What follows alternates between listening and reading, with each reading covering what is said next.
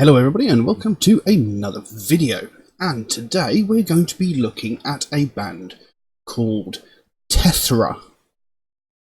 Never heard of them before, so tried to look them up. Now I found quite a bit of information, but it would appear that there are two bands going by the name of Tethra.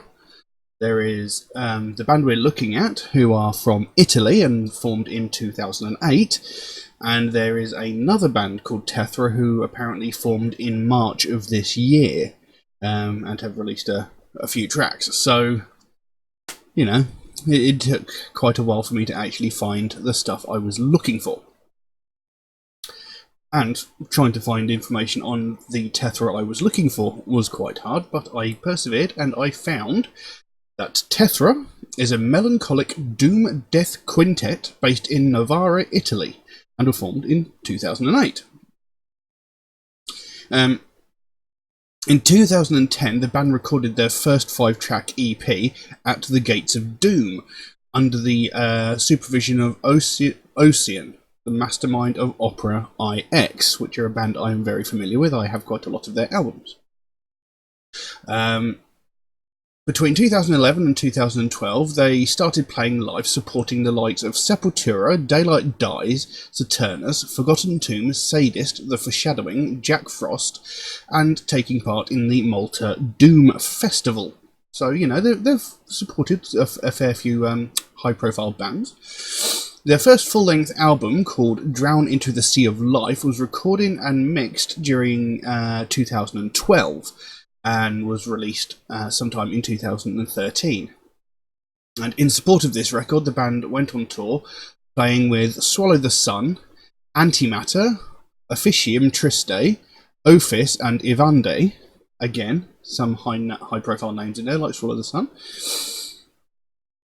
In 2016, the band released a digital single, a personal cover of the classic Candlemass song, Solitude. And at this point, their band also had a different lineup.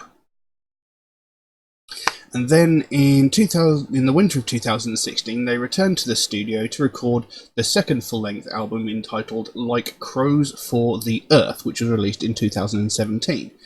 Now, the track I'm looking at today, I believe, is off that album. The track is called Groundfeeder.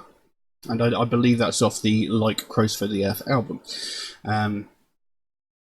In terms of songwriting, the lyrics have become more intimate, focusing on topics such as loss, solitude, and feelings of rejection. The album also deals with social issues such as mankind's indiscriminate exploitation of the Earth, metaphorically represented by the crow. If not stopped, this animal poses an undeniable threat to its own ecosystem and is bound to destroy other species. Kind of like the way humankind are. Between 2016 and 2019, the band have also played alongside of bands like Nagura. I've never been sure how to pronounce his name. Nagura Bungit, or Bungit. I've always pronounced it Bungit. The Vision Bleak, a band that I really, really love. Monolith and Abyssic. And have played several shows in Europe supporting this third album. Now, they do actually have a new album that is due to come out next year. So, you know, we've got that coming up. But, like I said, we're going to look at this Groundfeeder by the band. There are no lyrics at all online for this band, and this is the only song I could find that had a lyric video to it. So this is the only track I could find to react to for this band. And so I might not be able to dive as deep into the lyrics as I usually do, but we'll see what we can discern. So we'll just jump into it now. I've been waffling on for over 4.5 minutes. So yes, this is Groundfeeder by Tethra. Let's have a look.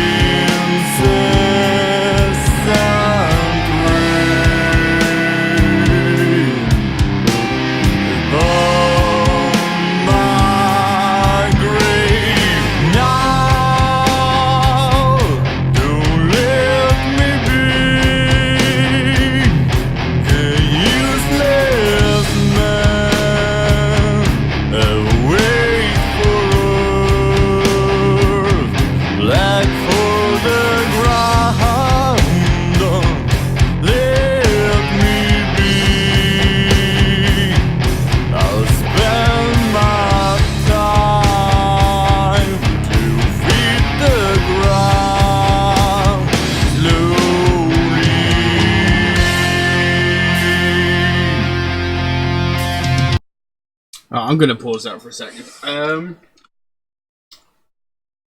Started off really, really well, you know. I've mentioned time and again that Doom is one of my is possibly my all-time favourite genre of metal music. I really enjoy my Doom metal. You know, musically, it started off really, really good, and then his harsh, growled vocals came in. Kind of reminded me a little bit of Paradise Lost when he did No Hope in Sight. Kind of, but and then he came in with those clean vocals, and I have to be honest, they sound awful. It sounded so promising to start with, you know. The music was good, the growled vocals were good, and then he came in with those clean vocals, and they just they don't sound good.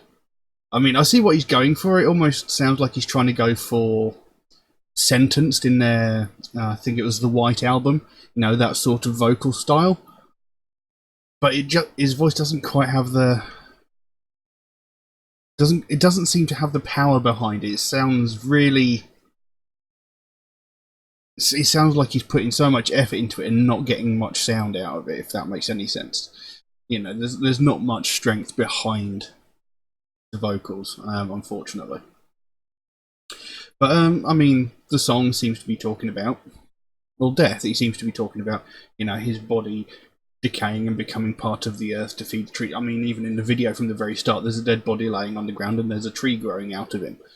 So that's what that seems to be about. And he wants his life to have actually had some meaning, you know, actually have some benefit towards the earth, rather than just being as he put it, a weight for the earth, you know, something that the earth has to sustain and deal with. He actually wants to be useful to the earth. That's what it seems to be. And it would make sense with the track being called The Groundfeeder. I mean, he is feeding the ground, you know, his dead body decaying is feeding and nourishing the ground. So, kind of makes sense. Let's carry on and see how this goes.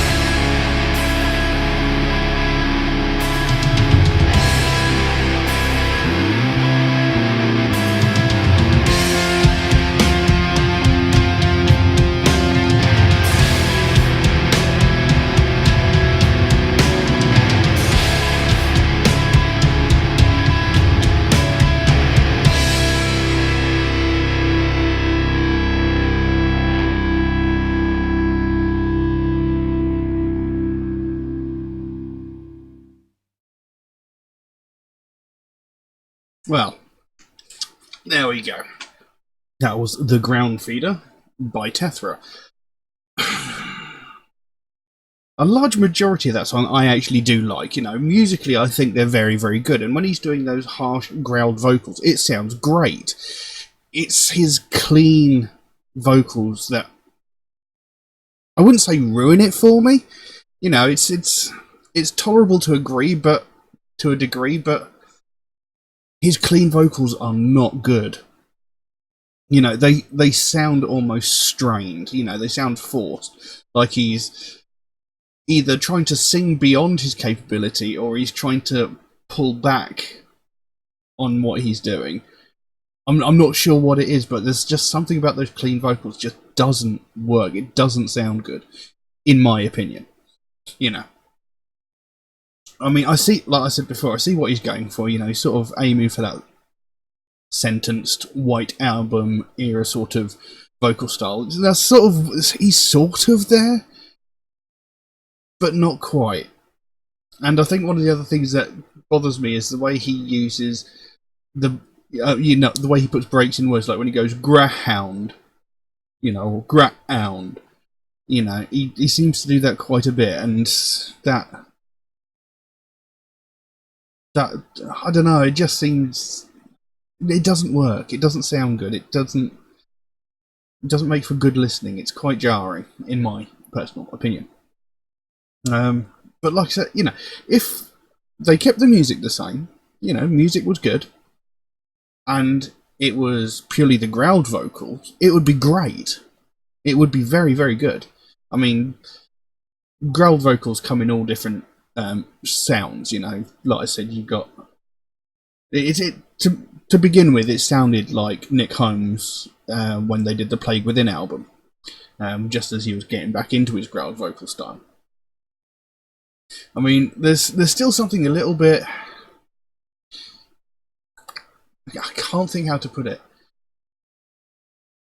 There's something not quite refined about the growls either. You know, they're good and they work. They're, you know, they are good growled vocals, but they could use a tiny bit of work on them. Maybe this, you know, when he sort of trails off to the ends of words, it sounds like he's running out of air rather than trying to fade out the specific line. It sounds like he's sort of gasping for air by the end of the growl. But that's just a little minor thing. The growled vocals work well. The clean vocals, no. You know, maybe if they add a bit of work on the clean vocals, it might sound great. You know, because there is definitely something that they just don't work for me. But that's just me. That's my opinion. Some of you might have really enjoyed it. I don't know. I would be interested at looking at some of their other tracks, because for all I know, this track could be an outlier. You know, for all I know, this one might have bad clean vocals on it, and other ones might actually sound better. I'm not sure. Others might contain more growled vocals. I don't know. So, you know, I'd definitely be interested in checking out more of their stuff. But I wouldn't go into it holding high expectations, because, yeah, those clean vocals just were not good. But again, like I said, that's just my personal opinion. You know, people might disagree with me. I don't know. And you know, overall I did actually like the track. It was a good track. Like I said, musically, it was good. You know, it was pretty typical Doom music, melancholic, depressing Doom music. You know, and as I said, I love my Doom. It's got a good sort of story meaning behind it. You know, talking about dying and feeding the earth rather than, you know, just corrupting and walking away and destroying the earth. You know, at least you're giving back to the earth. You're actually feeding the earth with your death. You know, it supported you for your entire life. Now it's only fair that you give back to it. You know, so it's a good little sort of story going on there. You know, so it was a good track. It's just those clean vocals just kind of knocked it down a bit. You know, from if the track as it were a 5, those sort of clean vocals sort of maybe knocked it down to a 2.5, maybe a 3. You know, because, like I said, they didn't ruin the song, but they kind of spoiled it. But yeah, it wasn't terrible. It wasn't great. It could have been great, but it was lacking a bit. So yeah, I would definitely check out some more of their stuff in the future. But I can't really think of much else I can say about that. So I will leave that as it is. If anybody would like to suggest a track for me to react to, then please do so by all means. You can drop a comment in the comment section below, or message me on my Facebook or my Instagram, or you can even message me through my Patreon, where you could also help to support this channel, help me create future content. It would be very, very helpful to me, since I cannot actually monetize any of these videos because, well, they've got copyrighted content in them. And, all that sort of junk. They make all the money off my videos when they're only in it for about 5-10 minutes, and the videos are about 20 minutes long, and they get all of it. But anyway, that's not the point. Do know if you do make a suggestion, it might take me a while to get around to it, since I get suggested so many tracks every single day. My list grows faster than I can record the videos, but I do write down every suggestion I get, so it will get done eventually. It's just going to take me a while to get around to it. Also, Metalhead Reacts is a proud supporter of the Sophie Lancaster Foundation, a British-based charity whose main goal is to put an end to hate crimes, mainly those perpetrated against those of the alternative culture. And it's something that I believe in very, very strongly, something I'm very, very passionate about, because it's something I've had first-hand experience in. Since I started secondary school or high school, depending where you are, I was constantly bullied, beaten up, attacked, purely for the fact that I had long hair, I wore a leather jacket, and I listened to heavy metal music. Every single day, for the entirety of my school life, I was relentlessly attacked and bullied because of this. I got beaten up on countless occasions just because of the music I listened to. And it's something that still goes on. I'm nearly 40. I'm gonna be 40 in February. And, people are still verbally abusing me. I'm just walking down the street minding my own business, and people are still shouting things at me, shouting insults at me. I still get people sort of shoulder barging me as they walk past me. It still happens. This has been going on for about 30 years, and it's absolutely ridiculous. You would have thought after a while people would actually realise there's no point to it. It doesn't accomplish anything. What is the point in physically or verbally assaulting someone because of their taste in music? What are you hoping to achieve by this?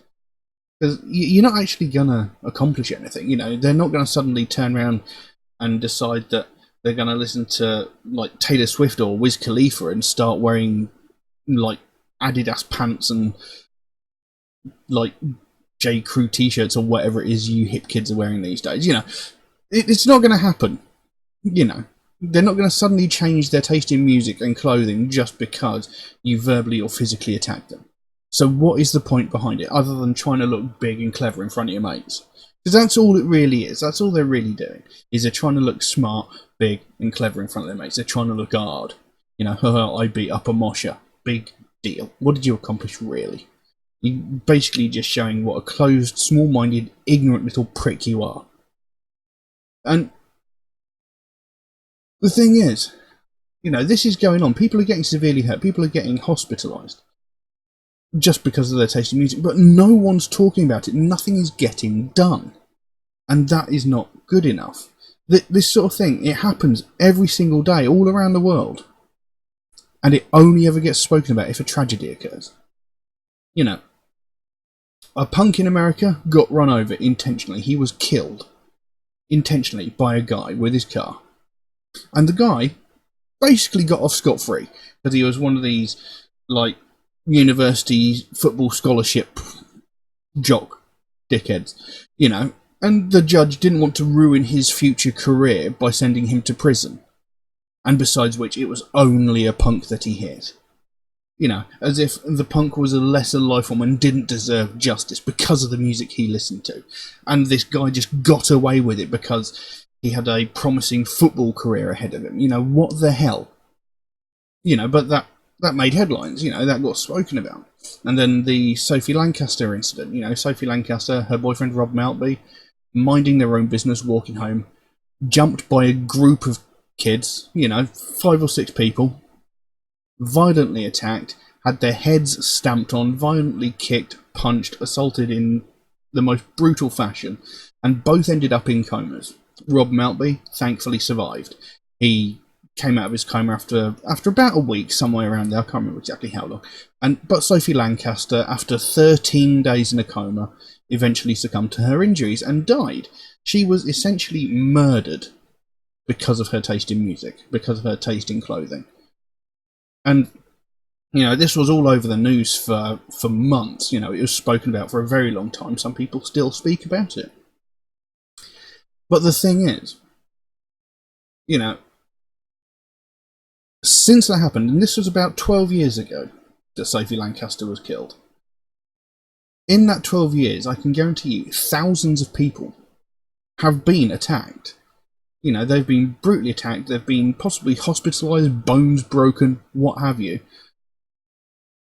But nobody knows about it because nobody talks about it, because we are just goths or just metalheads or just punks. No one cares, and that is not good enough. We are getting attacked. We are getting brutally attacked. We are getting beaten. To black and blue messes just because of our taste in music. But no one cares, and that is not good enough. Something needs to be done. And this is what the Sophie Lancaster is all about. They want to bring more attention to the fact that this is happening. They want to put a stop to it. They don't want to see another family go through what they went through when, their daughter was brutally murdered just for her taste in music. They don't want that sort of thing to happen again. It should have never happened in the first place. And it's something that really needs addressing, something that really needs more attention bringing to it. And I think it's a very, very worthwhile cause. So if you'd like to find out more about the Sophie Lancaster Foundation, there is a link to their website in the description below. You can go over there, find out what they're working on at the moment, find out what their goal is, because they can explain it a damn sight better than I can. And if you can help them out in any way, obviously you don't feel obliged to, but if you can help them out in any way, that would be amazing. A tiny donation through their website, or something as simple as one of these Sophie bracelets off the web store. The smallest amount can make the biggest difference. And the sooner we bring more attention to this, the sooner we can get more people talking about it, and the sooner we can help to stamp out prejudice, hatred, and intolerance everywhere. But I'm going to leave that as it is for the time being. Thank you all very, very much for watching, and I'll see you again soon. Bye-bye. I'm